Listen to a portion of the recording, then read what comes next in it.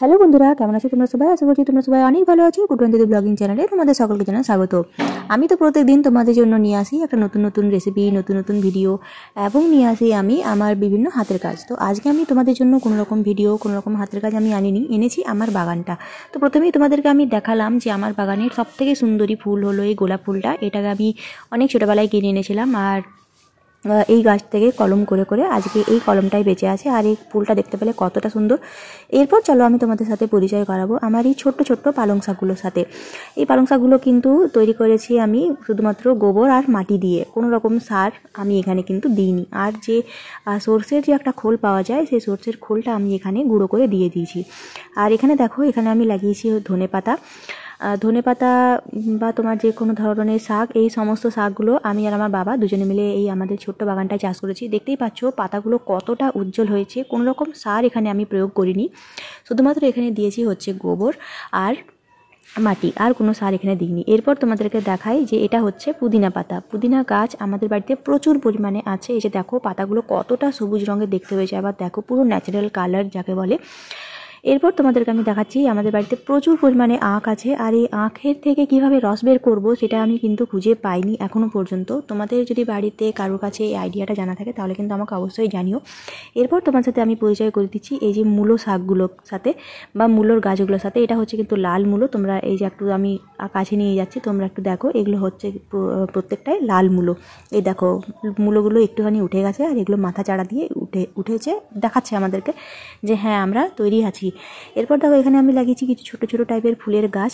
আর এটা হচ্ছে লাল রঙের যে পুঁইটা হয়, সেই লাল পুঁইয়ের গাছ। ছোট ছোট গাছগুলোতে যে ফুল লাগিয়েছি সেটা এখনো পর্যন্ত হয়নি। আর এটা হচ্ছে একটা লঙ্কার গাছ।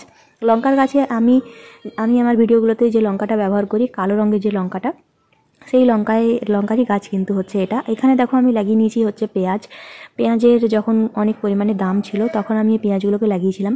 এগুলো হচ্ছে ছোট্ট পেঁয়াজের শাক খেতে কিন্তু ভীষণ রকম ভালোবাসি, সেই জন্য পেঁয়াজটাকে লাগিয়েছিলাম। আর এটা হচ্ছে একটা উচ্ছে গাছ, উচ্ছে বা করলা যাই বলো না কেন, এটা হচ্ছে একটা উচ্ছে গাছ। দেখতে পাচ্ছ ছোট্ট একটা উচ্ছে এখানে হয়েও গেছে। গাছগুলো কিন্তু এখন অনেকটাই ছোট ছোট, তাই তোমাদেরকে আমি ফল হয়তো দেখাতে পারবো না।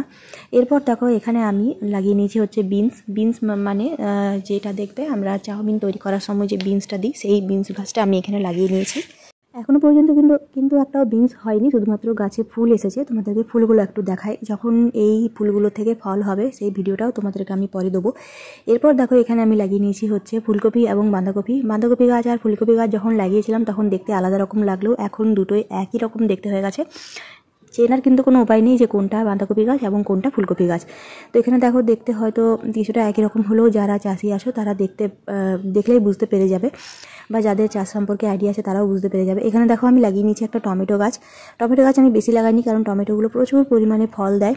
আমাদের বাগানের টমেটো থেকেই আমরা কিন্তু যে টমেটোর সস সেটা তৈরি করে রাখি। তো এরপর চলো তোমাদেরকে আরেকটা গাছ দেখাই। এটা হচ্ছে লাগিয়ে নিয়েছি আমরা বেগুন গাছ। বেগুনের ভেলিগুলো দেখতেই পাচ্ছ, অনেকগুলো বেগুন গাছ লাগিয়েছি, আর মাঝখানে কয়েকটা টমেটো গাছও লাগিয়ে নিয়েছি। তো বেগুনগুলো তোমাদেরকে আমি একটু দেখাই। এই যে দেখো এখানেও আমি দুটো লাগিয়েছি হচ্ছে টমেটোর গাছ। এই যে দেখো এখানেও একটা আছে টমেটোর গাছ। আর এই টমেটো গাছটা হলো সব থেকে বড় এখানে, এই জন্য বাবা ওকে একটা জালির মতো করে দিয়েছে যাতে টমেটোগুলো পড়ে না যায় বা টমেটোগুলো যাতে নষ্ট না হয়ে যায়। মাটিতে টাচ হলে অনেক সময় যেটা হয় পোকামাকড়ে টমেটোগুলোকে ফুটো করে দেয়, তার জন্য বাবা এই পদ্ধতিটা তৈরি করে দিয়েছে ওদের জন্য। তো এরপর দেখো তোমাদেরকে আমি দেখাই ছোট্ট ছোট্ট টাইপের কিছু লঙ্কা গাছ এখানে আমি লাগিয়েছি। আর এই লঙ্কা গাছটাকে না দেখালেই নয়, এটা হচ্ছে একদমই সবুজ রঙের লঙ্কা। দেখতেই পাচ্ছ একটা ছোট্ট ফুল আছে, আর তার সাথে একটা ফলও এখানে ধরেছে। এই যে দেখো এই যে ছোট্ট মতো একটা লঙ্কা এখানে ধরেছে।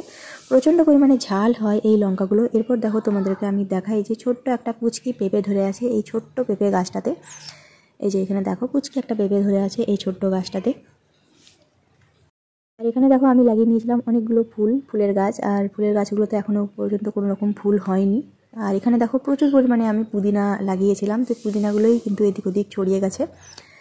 আর এখানে দেখো আমি পরিচয় করেছি তোমাদেরকে আমার একটা ছোট্ট বেগুন গাছের সাথে। ছোট ছোট কিছু বেগুনও এখানে ধরেছে বেগুন গাছটাতে। বেগুনগুলো আরও বড় হবে, এই তো সবে ধরা শুরু করেছে এই গাছগুলোতে।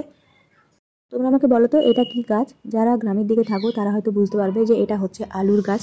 আলুর গাছ বলতে একটা আলু খারাপ হয়ে গেছিলো বলে পুঁতে দিয়েছিলাম, কখনো ভাবতে পারিনি যে এখান থেকে আলু গাছ হয়ে যাবে। তো হয়ে গেছে যখন, আমার খরগোশটা এটা খাই বলে এটাকে আমরা তুলে ফেলিনি। আর এটা হচ্ছে আমাদের বিখ্যাত একটা আখের গাছ। এই আখ গাছ থেকে কিন্তু অনেকগুলো আখ হয়েছে বলে এটাকে রেখে দিয়েছি আমরা। আর এখানে দেখো আমরা লাগিয়ে নিয়েছি হচ্ছে তোমার লাল পুঁইয়ের গাছ, আর আগে যেটা ছিল সেটা হচ্ছে গাজরের গাছ। দেখতে পাচ্ছ লাল পুঁইটা খুব সুন্দরভাবে তৈরি হয়ে গেছে। এখানে আরও লাগিয়ে নিয়েছি কিছুটা পরিমাণ পুদিনা গাছ, আর এটা হচ্ছে সাদা পুঁইয়ের গাছ। পুদিনা গাছের পাশে যেটা আছে সাদা পুঁইয়ের গাছ। এছাড়াও আমাদের বাড়িতে আছে প্রচুর পরিমাণে কলা গাছ, আর আছে হচ্ছে পেয়ারার গাছ।